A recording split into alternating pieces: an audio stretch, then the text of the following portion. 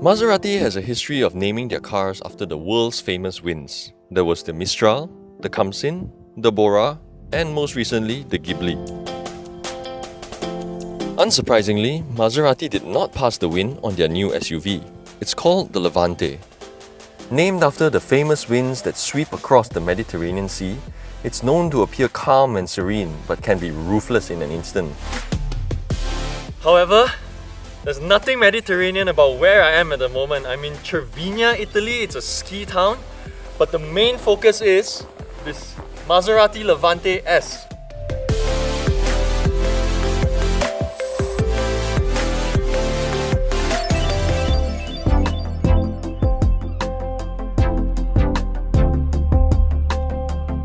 As if talking about cars fluently and proficiently isn't hard enough, doing it in the cold just feels impossible. It's negative 15 degrees where I was, but I was told it was going to be an interesting day ahead.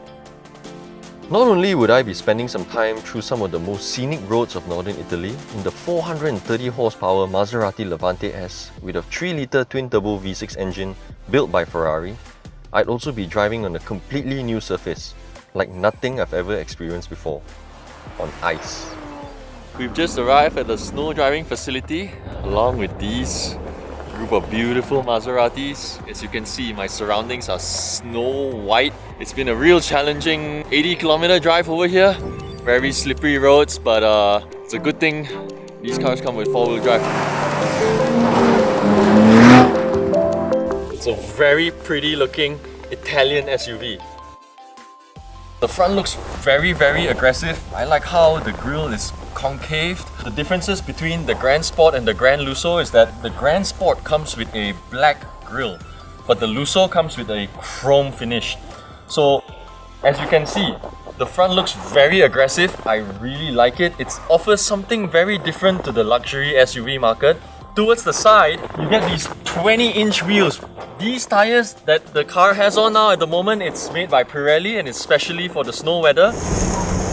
But what I like about this car, especially from this view, is these 3 breathers as seen in the Quattroporte. I like how the Levante actually has a really curvy roofline, and along with this really broad sort of muscular shoulder appearance, it really adds to the sporty looks and dynamics of how the car looks like. Let me bring your attention to the rear lights of the car.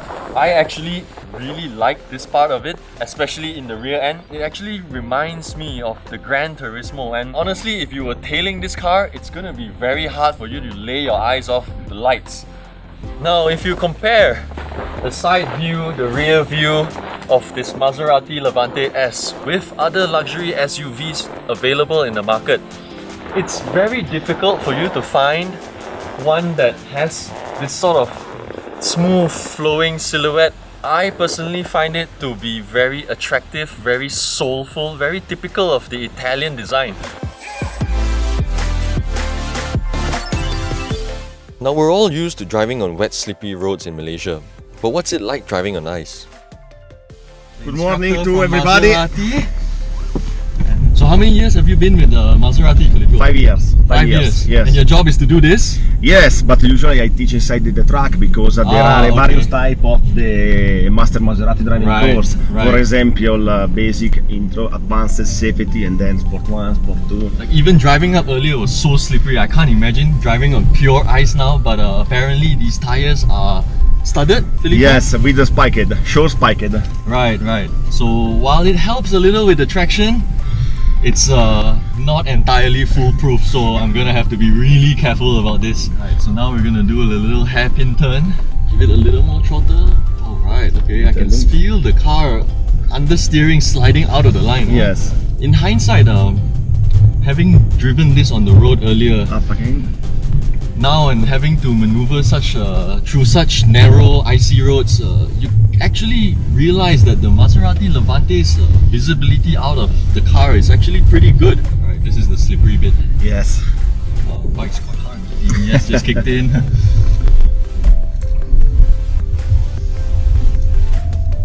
Very long curve on the left, and then right again. Now we put sport. And the response above the traction change a lot. Remember, left, turn around.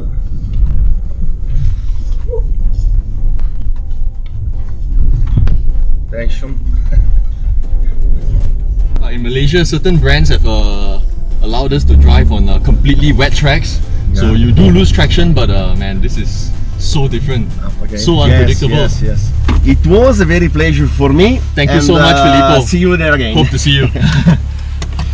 Having not impressed the smooth-talking Italian with my amateur driving skills, I was quite amused by the Levante's competent all-wheel drive system. While I can say that the Maserati Levante is a very capable snowmobile, I wondered what it's like in real-world conditions, driving on slippery, winding Italian countryside roads.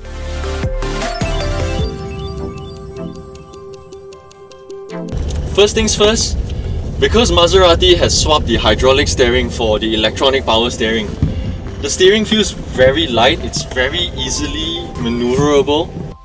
Even though with the new electronic power steering, you still do not lose the directness and the pinpoint accuracy of the steering. And I do feel it, having driven more than 30 kilometers through really winding roads.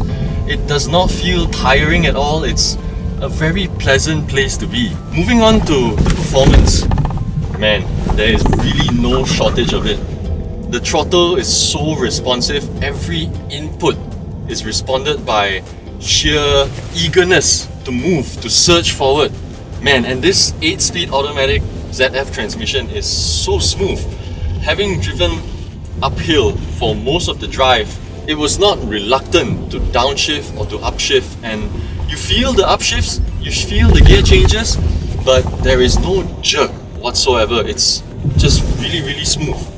But the most obvious thing you would realize while spending time inside this car is the fact that it's really quiet. All you hear is the rumble of the engine. And honestly, if you were to be buying a luxury SUV with a bit of performance, you don't want it to be rattling, you don't want to hear all the creaks and noise. You want silence from within the cabin, but with a hint of the exhaust note to make the whole experience feel a lot more sporty. Ride comfort, it is everything as you'd expect from a luxury SUV. It's very supple, you know, having gone through some back roads that were not exactly smooth or ideal, you really do feel the Levante absorbing all the bumps and humps very capably. Now let me talk about what appeals the most to me about this car. Yes, there is no doubt that there are more established luxury SUVs out there, but there is just too many of the same kind. Now if I were to be in the position to buy something like that, I don't want to be seen in the same car. I want to stand out, and the Levante S, or even the Levante actually, allows you to be exactly like that. To be seen differently, to appear differently. This is for those who want to be seen as someone with a lot of taste, a lot of style, and they do not worry about resale value or brand prestige, which, by the way, Maserati does not lack at all. Now, being an SUV, the practicality of it is obviously very important. So, what's it like to see out of? Man, visibility has not been a problem at all. It's so easy to see out of, and from the front, from the back, and this interior, it's just pure Italian. It's got so much flair. The styling is so different. The materials used are just so pleasing to the eye. Maserati allows you to customize the Levante to however you like it to appear. Man, but the car aside, it's just not easy at all to drive on the left side of the road. And obviously there's added pressure when you are driving such a prestigious, obviously expensive car. Driving the Levante is like wearing a suit, tailor-made from Zegna and not say from the racks of Marks & Spencer.